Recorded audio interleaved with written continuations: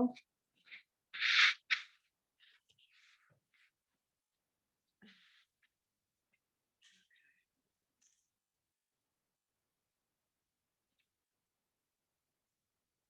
Can you hear me, Kristen? Okay.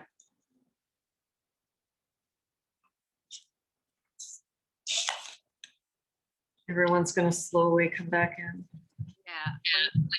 When you said something in the meditation about, might have been the mental energy, but you said put a block up, like, or something. I envisioned, and it helped me so much. Like you said, say hi to it, but it can't get Yeah. to you. So I thought, what a wonderful way to do that with children. So you've got such, some bad energy or whatever, like even like what I was saying this morning, back in the back of your mind, well, you put up a big plexiglass thing and all that dark whatever can't get to you. So you can put up a boundary. And I just thought that would be a good way to explain it to kids, because they're used to seeing this big plexiglass thing now, in their classes and things. But any of that can't get through. It can't harm you, can't bother you. You can get to it later if you're worrying about a test, not now. Yep. Yeah, that was pretty cool. That's cool.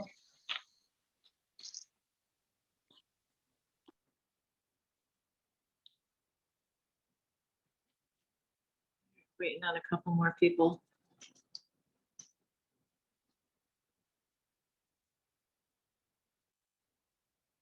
And Amy and Corey and Hannah. How are you all doing drawing that symbol? So when I draw it, I think chokure, chokure, chokure. So it's chokure, chokure, chokure. So that's what I kind of do them both together. Like if I'm drawing it to clear the space or to open or close a treatment, I say chokure, chokure, chokure. And if I'm there by myself before somebody shows up, I'll be clearing the room, with my hand intentionally and like actually doing it with my hand. But you don't have to, you can just envision that that's what's happening. I want to wait for Amy to come back in before I go on.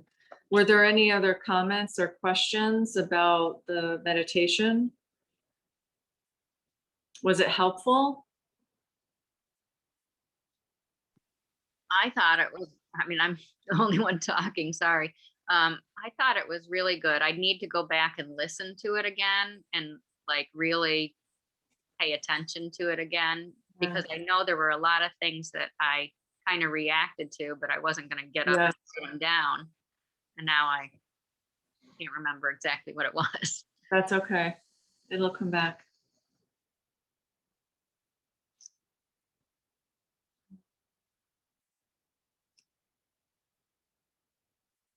I wonder why Amy's not able to get back in. Bridget, question. Yeah.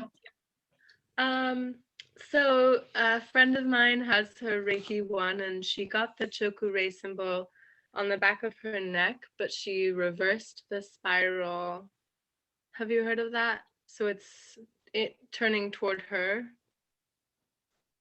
Yeah. So yeah, there's been people do different things with the spiral like that. Yeah. I think the most important thing with it is the intention that's behind it. Yeah.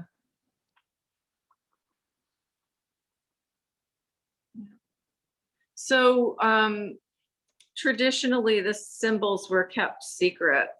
It was like a big deal when I took Reiki. Like we weren't supposed to tell anybody about the symbols, and they weren't supposed to be printed in any books or anything like that. And there was a book that came out like around that time, and the author put all the symbols in the book, and there was like this big like hoopla in the Reiki community, as there is in every community whenever anybody does anything out of the norm. And and um and now like the Reiki symbols are everywhere. Like you said, your friend just got it as a tattoo, and you know, people will they'll print them, they'll put them in their marketing and stuff like that. And like if you did that 20 years ago, people would have been mad at you. You know what I mean? That took Reiki. It's interesting how things change, but there's a little discussion about that in the manual. So if you want to go on to Reiki 2, read chapters 4 and 5.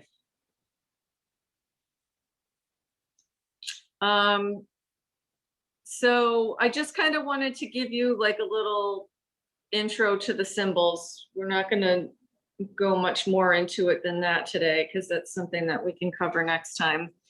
But I wanted to mention something that's mentioned in the book, and that you'll hear people talk about in Reiki circles, like once we get to the point where we can meet again in person. And I think that that's going to happen like sooner than later, at least in the summertime.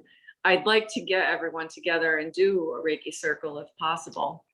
You know, depending on how many of us are vaccinated, and if we're in a big enough space, still there needs to be that ventilation and everything. I'm still going to err on the side of caution, but if I feel like it's doable and anyone wants to get together, then I'll do my best to make that happen. But in Reiki circles, you'll oftentimes hear people talk about their Reiki guides. And so what that means is that sometimes when you're working on people, you'll get the sense that there are other energies in the room helping you. And so people call that their Reiki guides. It's like having a guardian angel or a personal guide. Like some people just naturally connect with that subject of having guides or angels around them. And so in the Reiki sense, there are actual beings of light on some other dimension that people sense come in, and oh, that's okay.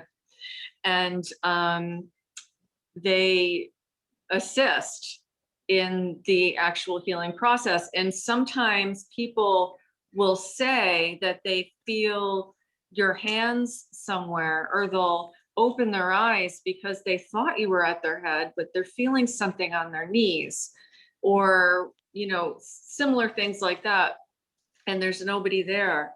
I was doing a session on myself one time, and I actually, you know, that space where you get to between awake and asleep, like that still point space where you're kind of half in and half out. In that space, it was like the weirdest thing, because I'm not usually a really visual person. I have to really, really focus in order to be able to concentrate on things visually. And so I had this apparition. It appeared, and I like saw it, but I didn't have my eyes open, but I saw it. You know what I mean? I was like in that space. And so to me, it was some kind of a light being. It was actually doing energy work on my body, and it was glowing, and it looked a certain way. And it turns out there's like a category of angelic or interdimensional beings that some people have tapped into somehow and drawn pictures of, and it looked like one of those. So so that would be like what someone may call a Reiki guide. So if you have any experiences where you feel other presences around you, or you feel like something else is there working with you, or the person on the table does, then it can be that there is some energy coming through from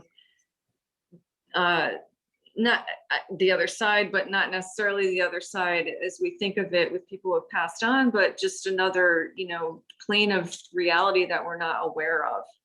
So So that can happen. And it even happens sometimes with the acupuncture. People tell me things like that. So it's interesting. So that's the guide thing, the Reiki guide topic that you'll see in the manual, but also that you'll probably come across in other ways as well. And then the other thing I wanted to talk about was imagination.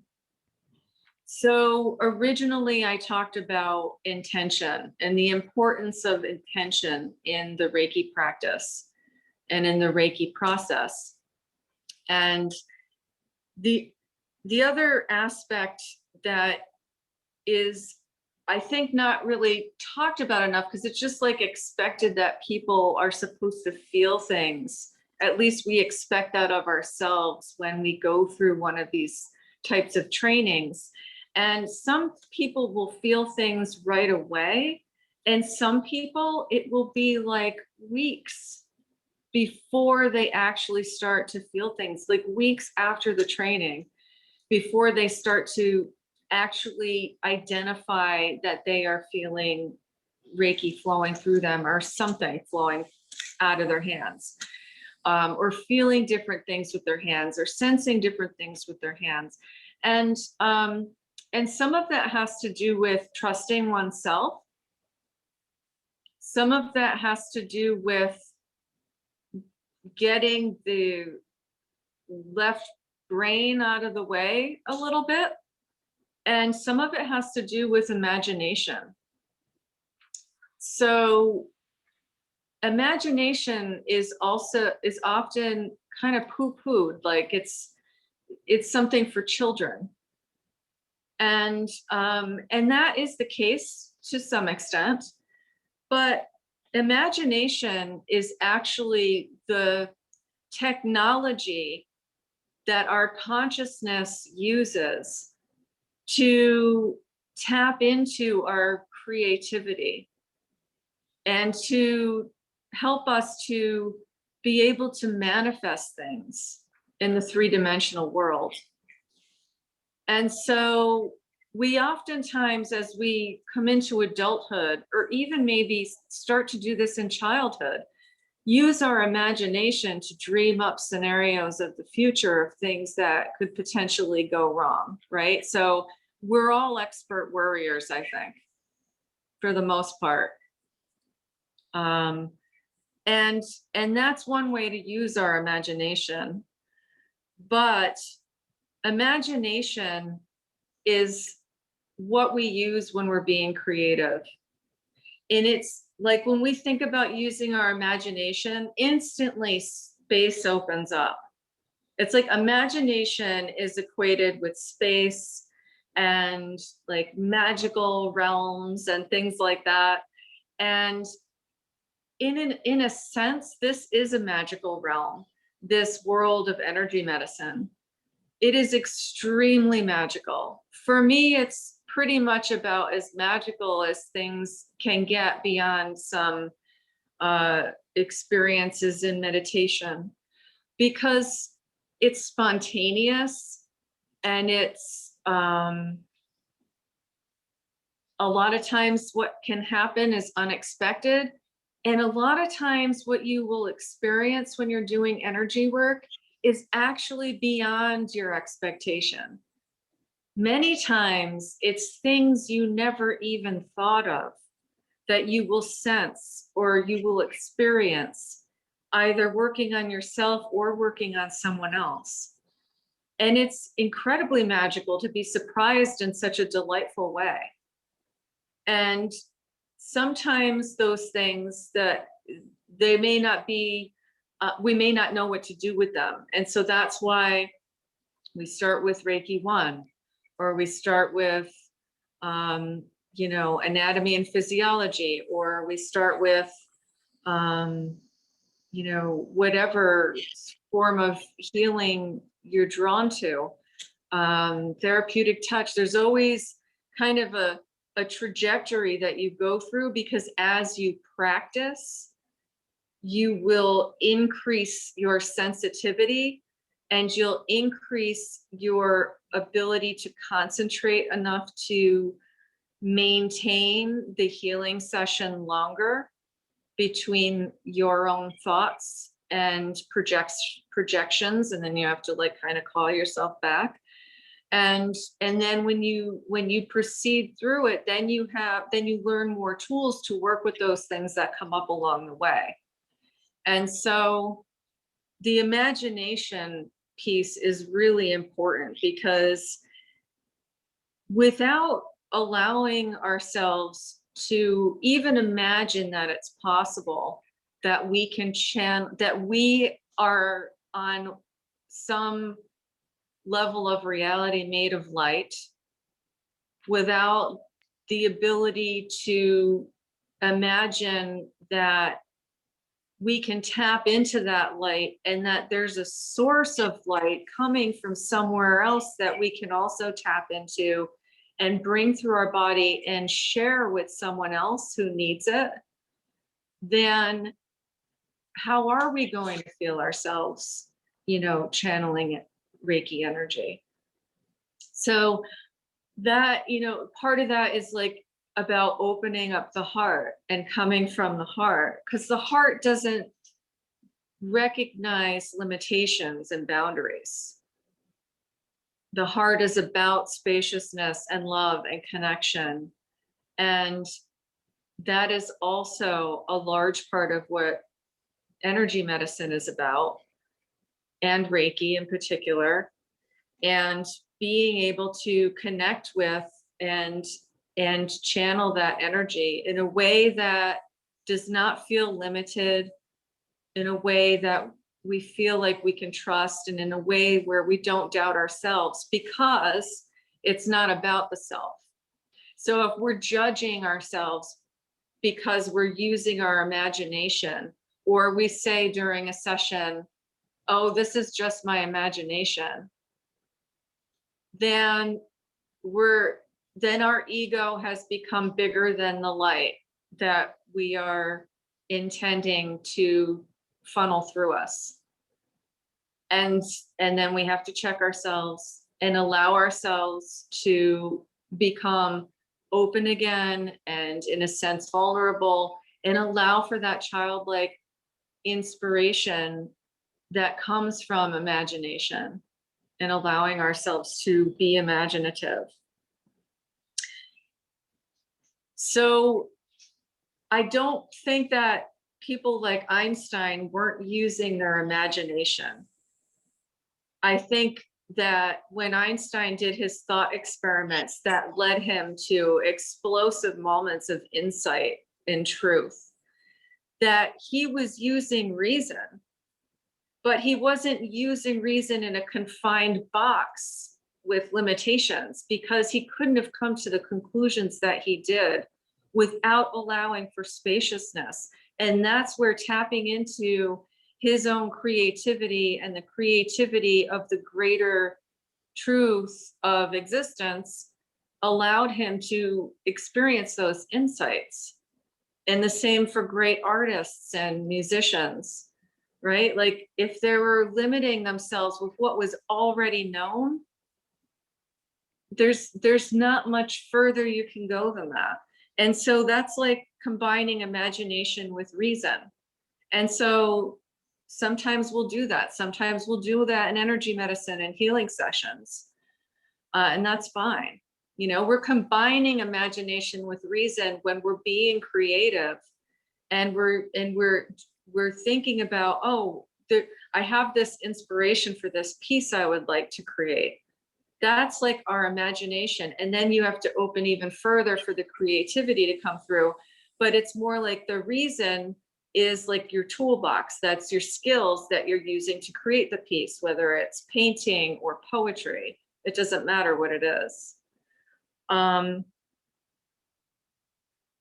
so with Reiki and with energy healing, sometimes we'll use our reason. We'll say, okay, I'm not feeling much in this position, or when I do the scan, I'm not feeling anything here, but I am feeling something here. So here's where I'm going to go. Or I'm having a really hard time feeling anything at all today, so I'm just going to go through the basic hand positions.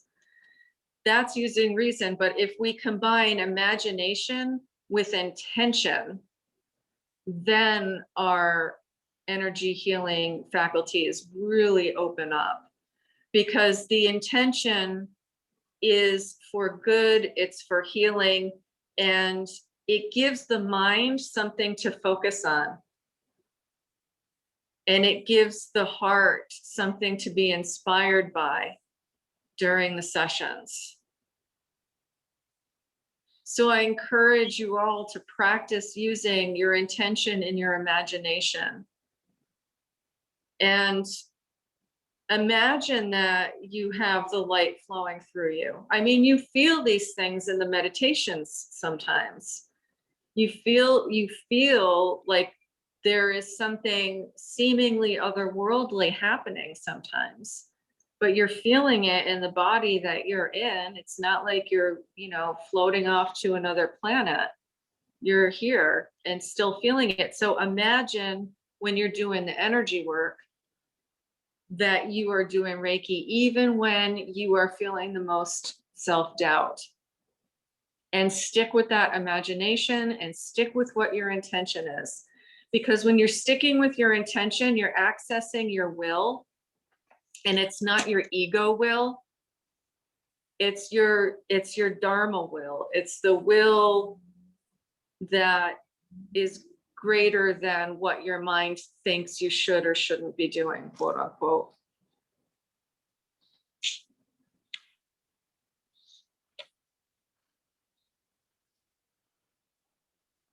When you use your imagination and your intention together, you can use them to guide the energy. So when you say you're going to use the symbols, you imagine and you have the intention that you're sending grace and power to someone, or that you're clearing a space. And when you use your imagination coupled with your good intention, you're inviting in, you're making yourself open, you're making it known. When you have the intention to channel Reiki, that's what's going to happen, because energy follows thought, and all you need is the thought. So you don't need to do Gassho meditation. Yes, that's nice. Yes, that's helpful. Yes, that helps you focus yourself when you've had a crazy day or you're ungrounded. But really, all you have to do is have the thought. And sometimes you're going to have the energy come even before the thought. You'll feel your hands tingling and you'll be like, oh, maybe this person next to me needs energy. And it doesn't mean that it doesn't mean they're sapping you. It doesn't mean you're leaking it. It means you're channeling it or funneling it. And it's just naturally coming out like a tap that gets turned on.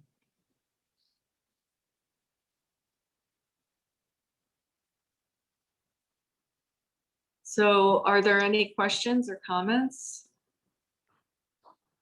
Thoughts about anything I just said, or any questions about practicing that you have? Yeah, Hannah. Well, I had an experience that really illustrated what you're talking about. This was like a couple of years ago, but I was in a coffee shop and I was with my friend, and then another friend came and they had hurt their knee really badly. And she was like, "Oh, well, I'll do some Reiki on your knee." And I was sitting next to this person and she was sort of across from us. And I was like, "Oh yeah," and like I'll reinforce it or whatever, like just send the Reiki.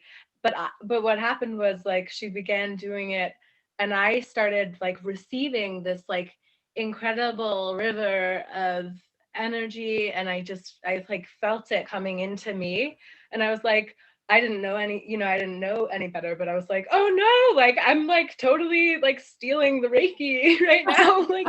But it was cool because I was like, I didn't mean to like interrupt, but it was cool because yeah, it's like that. Yeah, like So, who would have, you wouldn't have expected that to have happened, right? And to no, feel it so profoundly as well. yeah. I was thinking about that because it's so funny looking back. I was like really worried that I had sort of, Stolen the Reiki. taken. Are you relieved now that you know that you didn't Yeah. steal it? Yeah, it like haunted me. I was like, I really didn't mean to like your knee obviously needs it, but no, we all benefit from it. Yes, that's true. Because after you do a session, whether it's on yourself or somebody else, you feel the benefit. You're going to feel much more peaceful and relaxed afterwards than before. Thanks Yeah. for sharing.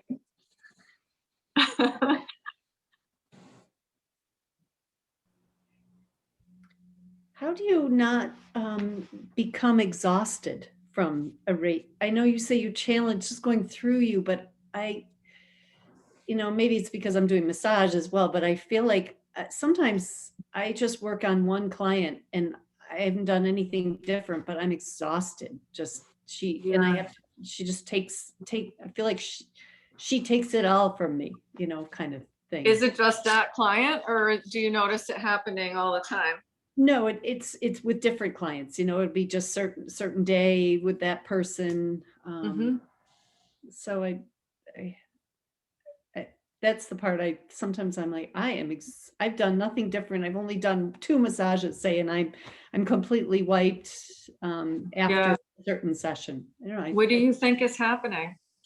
Well, I've this is what I love about Reiki, as you've said, it's a channel. Like I'm just the conduit, kind of just bringing through. So I need to remember that, rather than I feel like I was pushing that energy too much Mm, into this client. I was wanting to heal, yeah.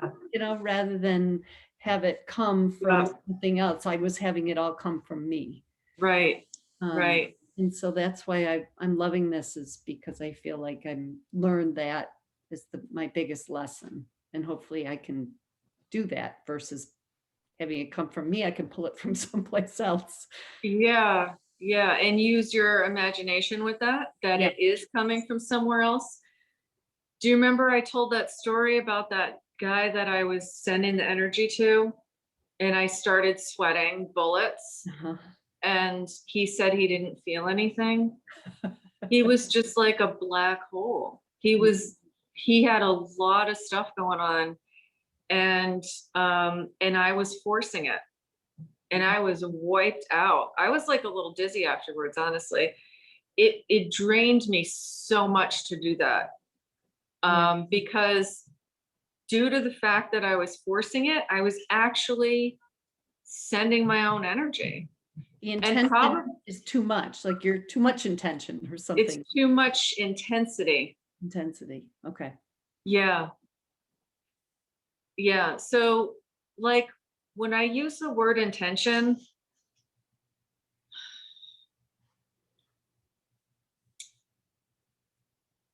I kind of use the word because of the way my teacher used it.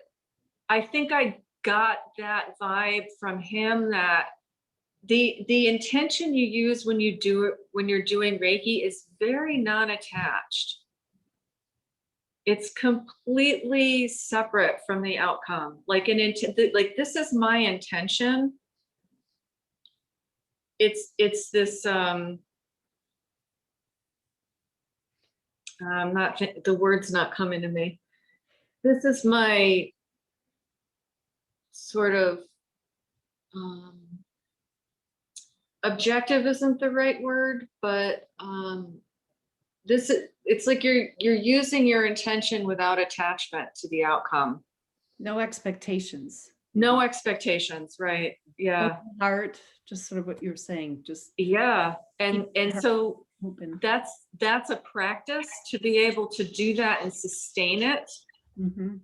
And it's a practice with certain people, because so then here's the other thing, like, where do certain people kind of trigger us in a way where they almost feel like a family member.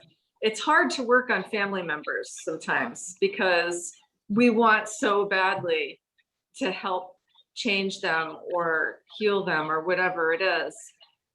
And so certain clients feel like that too. I mean, as you know, and then I don't know, or maybe there's just this sense that we have that this person reminds us of somebody and we don't even realize they do, and we just want to help them for some reason. You know, there's just this huge empathy, and then so that's where we need to catch ourselves sometimes and be let ourselves feel that. But then when we use our intention in doing the Reiki to make it so that that intention is altruistic intention. That's the word I was looking for. And so, and then you can feel yourself sometimes getting involved, you know, and then it feels like it gets a little harder. And then you start thinking of other things and you're like, wait a minute, what am I doing? And then you switch back into your gear. Yeah.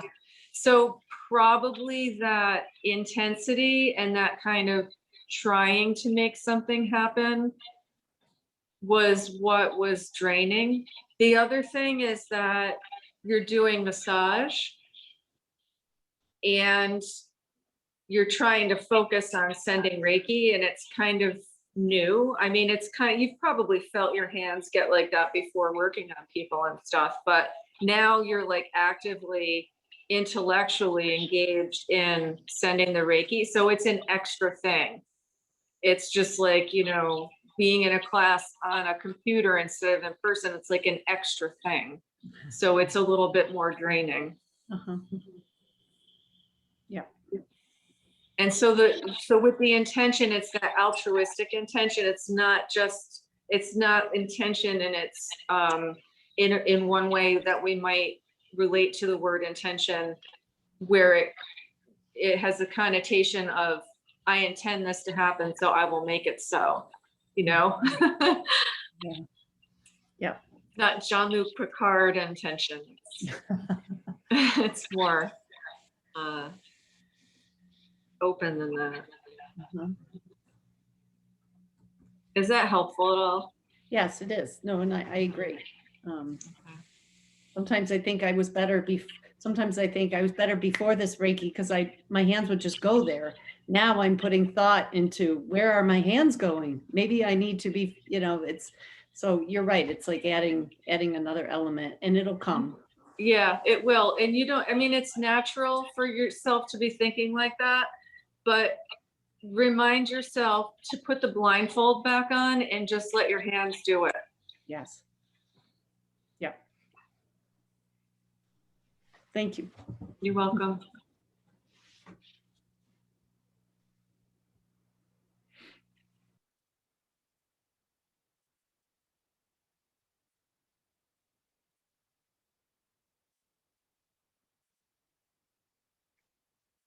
No other questions about anything? This is such a vast. I had just like a couple of thoughts, but I don't want to talk too much. But just about intention, the way that I've been experiencing it is like, it's like you kind of tune like an instrument, like you would tune the harmonic in your mind to a certain setting, and then you just like let whatever happens filter through that setting, and like, you know, just follow the flow of it, like music. But I haven't been doing as much practice of Reiki on people right now, because I just started my, you know, job doing massage. Mm-hmm. But my experience with this is like, before I started the course, and probably because I was just starting and I was out of shape with it, but I was coming home like completely wiped out, like just like more tired than, you can imagine. And then since we've started the Reiki course, I think something's shifted. And I feel like even if I'm tired, I'm just gonna slowly let my energy kind of fill back up. And I've been like almost calling, like when I'm working on people or even when I'm feeling drained, I like call on the sort of the trees in the surrounding area, because they kind of represent like, they're like, I don't know, they symbolize really beautiful vessels for Reiki energy to me, because they're like doing it all the time. And they're always around. Yeah. So I'm like looking for a source that isn't me for that Reiki energy. I'll just kind of like mentalize the trees in the surrounding area and like know that they're kind of bringing the Reiki, like I'm bringing the Reiki from them and their elements and everything into the flow. And so that's just like, I mean, I'm just sharing it in case it helps like look at it from different perspectives. But that's what's been helping. And I'm sure it's like kind of, you know, it's beautiful because it's different for everyone. And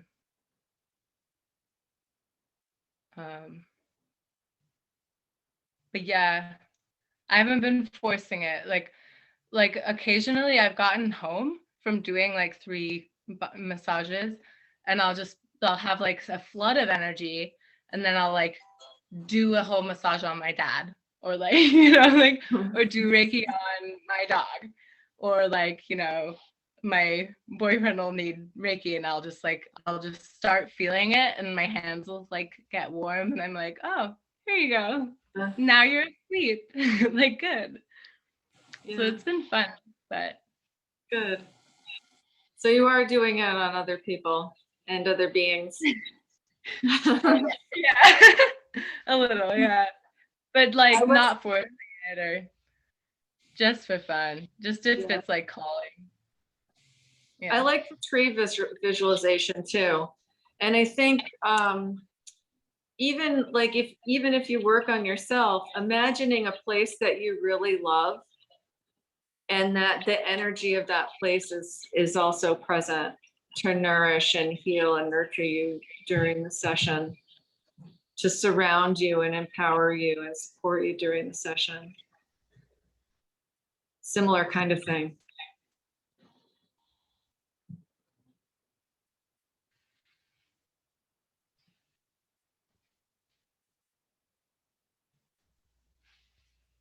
Any other questions or comments? I'll need everyone's address because I'll mail you your Reiki 1 certificates. Ruth Ann. Well, sort of in a similar vein, what I try to do with my intention, or when I start, because this is new to me and I think, I don't know what I'm doing. I try to really just start out thinking about ancient healers and ancient wisdom, and just think, okay, it's out there and it can come through me, and I don't have to try and think about what I'm doing. It's already exists, and Yeah. I'm trying. So Yeah, that's a really good point. yeah, it's just been something to help me get out of my own head when I'm trying to practice on myself. Yeah, that's a really good, helpful thought to have. To think that it's already there, it's already been there. It's just happening. And you know, in the temples of Asclepius in ancient Greece, they have images in some of the carvings where there are attendants like hovering with their hands over the people as they are lying down in the temple. That's very cool. Yeah. In the temples of Asclepius, they used to have dream healing clinics or dream healing temples. And so people that had various illnesses would come to the temple complex. It was like a spa, and they'd see a comedy and a tragedy. So because they were trying to evoke a catharsis in them, so that they would start to open up, so that their heart energy would start to open, so they would be more available to accept the healing. And then they would go for body work treatments like massage. They would soak in the mineral springs And just like we would do today to help relax and calm ourselves and feel more connected to nature and to ourselves. And, you know, they live in the temple complex for, it could be weeks, it could be months. And then finally, when they got to a point where the attendants felt that they were ready, they would allow the person to sleep in the temple overnight. And what is reported is that the healing god Asclepius would come to that person in a dream, or he would come to them as a dream that would either tell them what they had wrong with them and how they could heal it, or why they were experiencing what they were experiencing and what they needed to change in order to shift the dynamic, or if they had something that was incurable, why they had it, and give them a sense of peace so that they could live their days without worrying about it, and feel like they could really experience life to its fullest. And there are various documented, like people would pay a lot of money to give thanks to the god Asclepius for these prophetic dreams that they were having. And some of them would be written down in the stone. They would pay to have it carved into the stone, their thanks. And it's said that they would have the temple priestesses go around at night and do like energy healing work on the people as they were sleeping. So yeah, so that what you said, Ruth Ann, reminded me of that. So when are we starting that in Saratoga? You know, it's something that I've always thought about, because we've got the springs, we've got the healers. Yeah, the energy here is certainly special, so that would be awesome. They're Yeah. starting a whole wellness building over at the state park, which seems like, you know, that'd be a great place to make that available to folks. Yeah, that's true. Yeah, it's an idea for sure. And, Kristen. changing the subject a tiny bit about the symbols. So the first symbol you called the power symbol, and you use it for physical healing, power of grace, gentle healing, and it can get into the tissues. This is the physical healing. Yeah. And then what was the second one was the, And you can use it to empower the other symbols as well. okay. So in its gentle power. Yeah, okay, gentle power. That's what. And then the Seihei key is the mental emotional symbol. Okay. And then what was the distance healing symbol is the Honsha Zei Shonan. okay, that's the And that's healing through space or through time. okay, thank you. You're welcome. So I was thinking for Reiki too, that I would start it on, is it the 9th? Oh, I can't do the It's, 9th. Let's see. Because I was thinking, like, I had sent out the email about doing a different day of the week, but I've resigned myself to the fact that Nate can just take Calliope or ice skating lesson, and I will continue to teach on Tuesdays, because I figured that would be the easiest thing for everyone. But Kristen can't do the 9th. Well, that's the day Jay's getting his shot, and I have to drive to Syracuse. Yeah. Crazy. Well, let's talk about this for a minute. Tuesdays are good for me. I mean, Tuesdays are good for me, generally. Okay. So I know Tuesday works for Kate if we did the same time. who else is interested in doing Reiki 2? Okay. Do Tuesdays work for everyone? Yes. Does every Tuesday in March work for everyone? Because what I could do is we could start next week and then skip the 9th and then do the last 3 weeks. Yeah, what's the Tuesday? That before? way no one would miss it. Huh? Cory is- said that works for her too. Yeah, what's the Tuesday before the 9th? The 2nd. Yeah, I think- Corey said Tuesday works for her too? Yes. Okay. It's the 2nd, I think. Let me see. Let me just make sure I didn't schedule anything that day. No, that's okay. So we I could do already that. had it- I already have it in because Oh, good. my Reiki note to myself is going right through, so, yeah. All So right, the good. 2nd. So let's just plan to meet next week then. I'll send out an email and I'll give you all the details, which you already have the manual. But the tricky thing is going to be practicing with other people. So can you practice on people in your house? They're the hardest ones to work with. That's the problem. Yeah, They don't Gabrielle. need, they don't need to be present through the class though, just after. the No, no, class. no. That's for like outside the class. Okay. Mhm. Yeah. No, they don't have to come.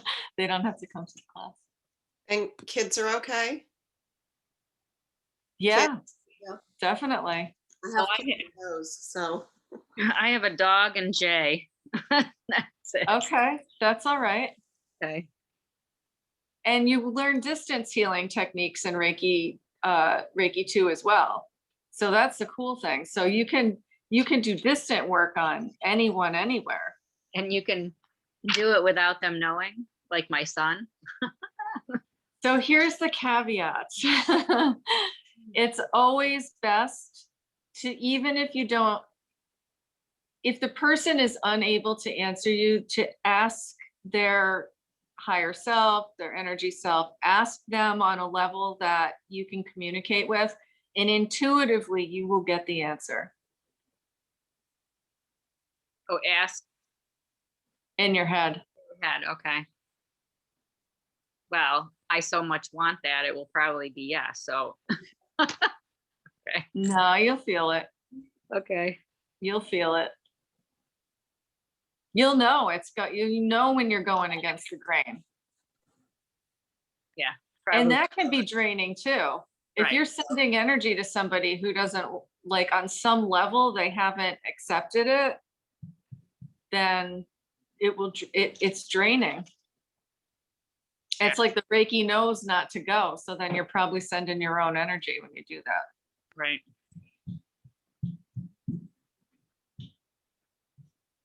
I had a funky experience with that.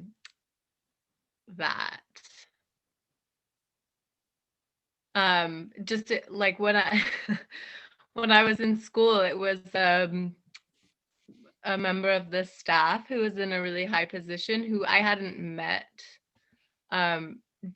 She told me after the fact that she'd done a whole energy work meditation on my behalf over the weekend, and then like on Monday I like something, and she took credit for me being like more balanced, and I was like kind of pissed because I had like done a bunch of stuff for myself to get myself into a more balanced place, and it wasn't anything like that. I was just, anyway, I was like, I wish that she had gotten my consent.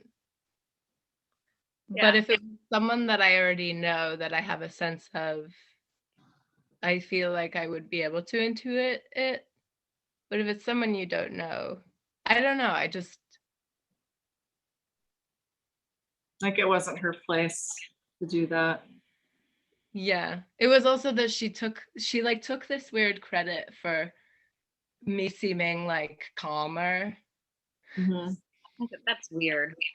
It was weird. It Yeah. was weird. Yeah, so I'm thinking, I bet I'll ask Jackson, he'll say no. So I might not even ask. But Okay, we'll see. yeah, I'll put it up there. I'm trying Yeah. to see who else I could do it on, but everybody's freaking out about COVID and, yeah. Well, you can do distance work. okay, Yeah, maybe I'll do it on you, Bridget. there you go. I could ask you, whatever. I would be okay I mean, with that. maybe, if we can't find someone, we could try distant healing on each other, maybe. I don't Yep. Well, we'll do it in class too. know. Okay, We'll do like a distant healing circle is what we'll do for one of the meditations in class one day. good. And that's really nice. So everybody send me your address if I don't already have it, or if it's changed in since I saw you last. Excuse me, and also how you want your name on your certificate. That's important. And if doing the second, skipping the 9th, and then doing the last 3 weeks in March is not gonna work, let me know. It sounds like it's going to work for everyone, and I'll check in with Jess, who couldn't be here today. And then, read chapters 4 and 5 and practice the symbols before next week.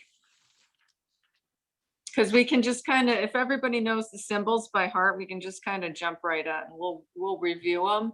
But you'll be able to start like drawing them and stuff in the air and for the treatments. It's gonna be fun. It's great working on yourself, but it's fun to learn how to do like the sessions on other people and stuff. It's good. And it's really nice because you can incorporate it into even teaching yoga. You can go around in Shavasana and do Reiki on people. A lot of people really like that. So what I used to do before I would do that is I'd ask the class, I'd tell them I was going to come around and do some Reiki on them. Is that okay with them? So I got permission first.